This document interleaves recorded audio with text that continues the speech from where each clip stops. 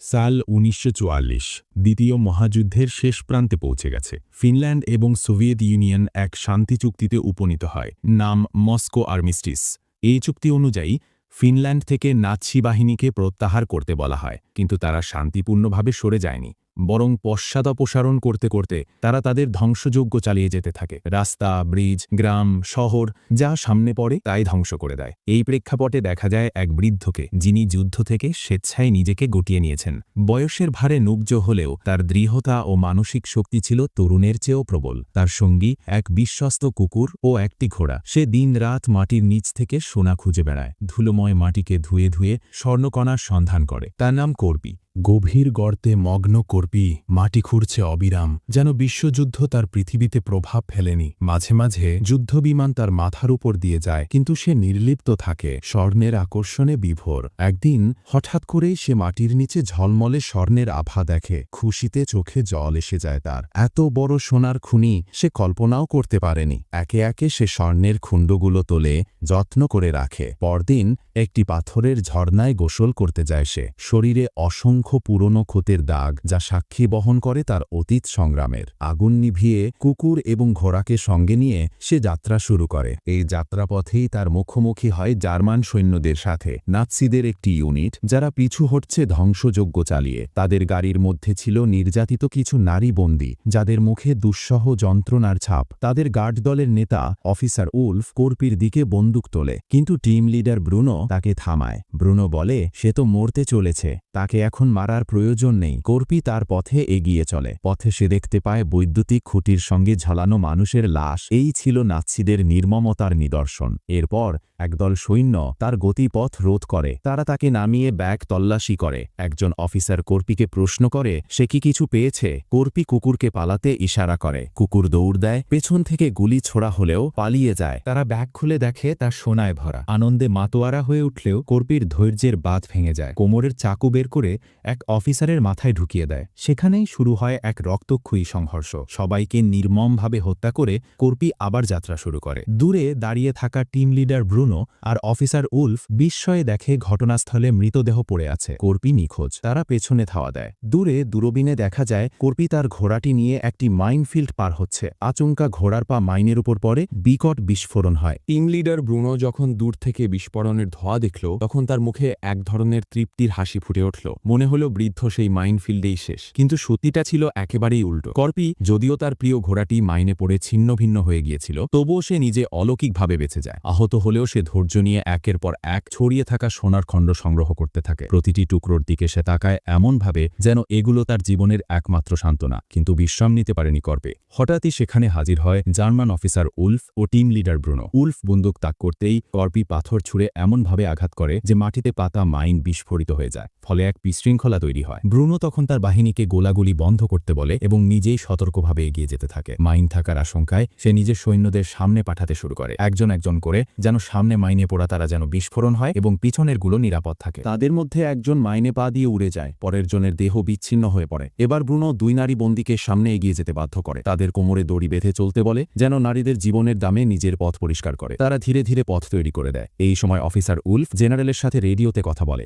General নির্দেশ দেয় এখনই ফিনল্যান্ড ছেড়ে নরওয়ের দিকে অগ্রসর হতে হবে। কিন্তু ব্রুনো একমত নয়। সে জানে দেশে ফিরলে তাদের জন্য অপেক্ষা করছে বিচারের কাঠকড়া, বেঁচে থাকার একমাত্র স্বর্ণ। আর সেই স্বর্ণের কাছে পৌঁছাতে হলে কর্পি নিজের শরীর থেকে গুলি বের করে, যেন কষ্ট তার কাছে কিছুই নয়। হঠাৎই সে দেখতে পায় শিকারী কুকুর নিয়ে সৈন্যরা এগিয়ে আসছে। কর্পি একটি চলন্ত ট্রাকের নিচে লুকায়, গ্যাসোলিন ফুটিয়ে দেয়, যেন তার শরীরের গন্ধ ঢেকে যায়। কুকুরেরা বিভ্রান্ত হয়। এই সময় কর্পি ট্র্যাক থেকে লাফিয়ে দৌড় দেয়, কিন্তু একটি গুলি তার পায়ে লাগে। এরপর সৈন্যরা কুকুর ছাড়ে। এইবার কর্পি নিজেকে আগুন ধরিয়ে দেয়। কুকুরগুলো ভয় পেয়ে পিছিয়ে যায়।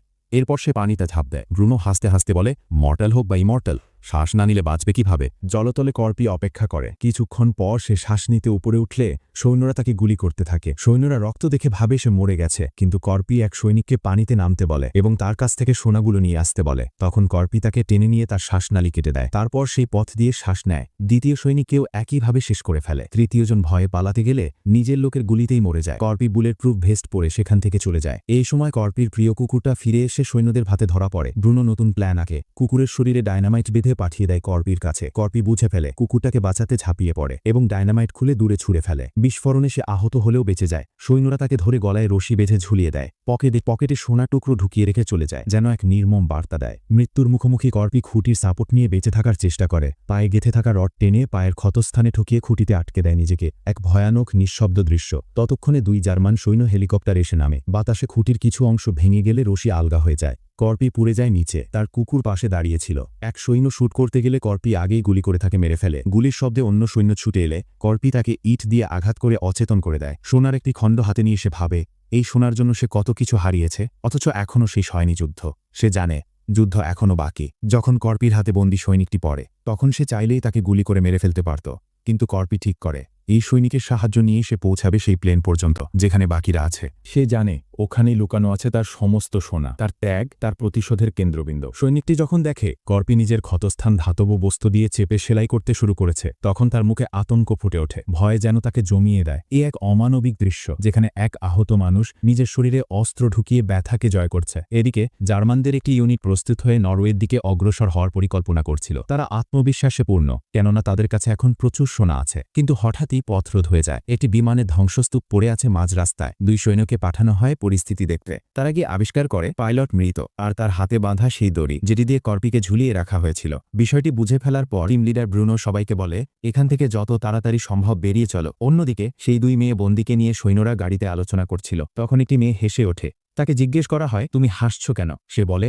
এই সেই লোক যে 1000 রাশিয়ান সৈন্যকেও কাবু করতে পারেনি। সেখানে তোমরা কয়জন মিলে কি বা করবে? ও যত বেশি কষ্ট পায় তত বেশি ভয়ঙ্কর হয়ে ওঠে, আর যদি ওর কিছু কেড়ে নেওয়া হয় কাউকে ছেড়ে দেয় না। ঠিক সেই মুহূর্তে কর্পি হাজির হয়ে একে একে 2 জন সৈন্যকে হত্যা করে। মেয়েটি রাইফেল ধরতে গেলে কর্পি নিজ হাতে তা তুলে দেয় তার হাতে। মেয়েটি গাড়ির ড্রাইভারকে গুলি করে ফেলে। তারপর কর্পি ও মেয়েরা একসাথে বাকি সৈন্যদের উপর হামলা চালায়, একে একে সবাইকে নিস্তব্ধ করে দেয়। এরপর কর্পি সোজা এগিয়ে যায় সেই গাড়ির দিকে যেখানে ছিল টিম লিডার ব্রুনো ও অফিসার ওলফ। ওখানে ওলফের সঙ্গে শুরু হয় তুমুল লড়াই। অনেকক্ষণ ধস্তাধস্তির পর কর্পি জিতে যায়। ওলফ করোনা চায়, কিন্তু কর্পি তাকে মেয়েদের হাতে তুলে দেয় যাদের সে এতদিন বন্দী করে রেখেছিল। এরপর কর্পি গাড়ি নিয়ে সোজা রওনা দেয় প্লেনের দিকে। ব্রুনো তখন প্লেনের ড্রাইভারকে মেরে ফেলেছে। তার ইচ্ছে এই সোনা একা নিয়ে পালিয়ে যাওয়া, সবার ভাগ হরণ করে নিজেকে একমাত্র উত্তরাধিকারী বানানো। ঠিক তখনই কর্পি দৌড়ে এসে প্লেনের নিচে লাফ দেয়। কিছুক্ষণ পর সে প্লেনের ভিতর ঢুকে পড়ে। শুরু হয় রুদ্ধশ্বাস লড়াই। কর্পি আর ব্রুনোর সংঘর্ষে প্লেন দুলতে থাকে। শেষমেশ কর্পি এক বুদ্ধিদীপ্ত কৌশলে ব্রুনোকে একটি মিসাইলের সঙ্গে ফেলে দেয়। কিন্তু বিপদ এখানেই শেষ নয়। কর্পের বুঝতে পারে প্লেনের নিয়ন্ত্রণ ব্যবস্থা নষ্ট হয়ে গেছে, যে কোনো সময় ভেঙে পড়তে পারে। তখন সে নিজের জীবন বাঁচাতে প্যারাশুট কিংবা অন্য কৌশলের নিচে নামতে চেষ্টা করে। এইদিকে কিছু নাতাশী সৈন্য কর্পিকে ধরার জন্য অপেক্ষা করছিল, কিন্তু তারা দেখে প্লেন থেকে কর্পি নয়, নেমে এসেছে মেয়েরা, এবং এক সৈন্য ট্যাঙ্কের নিচে বাঁধা অবস্থায় উলফকে দেখতে পায়। মেয়েরা বলে, তোমরা ছাড়া আর কেউ বেঁচে নেই। পরিচিত এক ঝলক দেখা যায়। কাদামাটি থেকে উঠছে কর্পি। কিভাবে সে প্লেন থেকে বেঁচে গেল তা যেন রহস্য, যেন মৃত্যুও তাকে স্পর্শই করতে পারে না। পরবর্তী দৃশ্যে কর্পিকে দেখা যায় যুদ্ধবিধ্বস্ত শহরে, যেখানে সে একটি দোকানে সোনাগুলো বিক্রি করছিল। সেই সব বিক্রি করে এক বিশাল অঙ্কের অর্থ অর্জন করে। এই সিনেমার সবচেয়ে চমকপ্রদ বিষয় কি জানেন? পুরোটা মুভি জুড়ে কর্পি একটি কথাও বলেনি। তার নীরবতাই ছিল সবচেয়ে ভয়ঙ্কর অস্ত্র। বন্ধুরা, আজকের এই অসাধারণ, রক্তজমাট, সাহসিকতায় ভরপুর গল্প কেমন লাগলো তা অবশ্যই কমেন্টে জানাবেন। এই ধরনের ইউনিক কন্টেন্ট পেতে চাইলে চ্যানেলটি সাবস্ক্রাইব করতে একদম ভুলবেন না। সামনে আরও চমৎকার সব গল্প আসছে। সকলে ভালো থাকবেন, সুস্থ থাকবেন। ধন্যবাদ।